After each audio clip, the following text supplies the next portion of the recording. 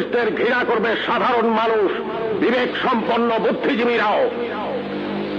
আপনারা সবাই ভুলে যাবেন AK-47 মতো মারাত্মক অস্ত্র পাওয়া গিয়েছিল আসামিদের কাছে।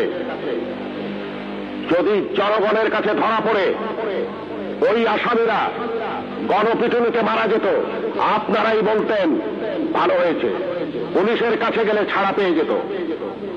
একটা কথা মনে রাখবেন, পুলিশ কখনো আসামি ছাড়ে না। আসামি ছাড়ার অধিকার শুধুমাত্র বিচার বিভাগের।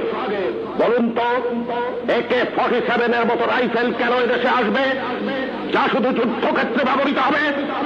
কেন AK-47 বাংলাদেশে আসছে? কিসের আলামত? 9 শুটার বন্দুক কেন টিসিবির মাধ্যমে হাজার হাজার বন্দুক সাধারণ মানুষের হাতে তুলে দেওয়া হচ্ছে?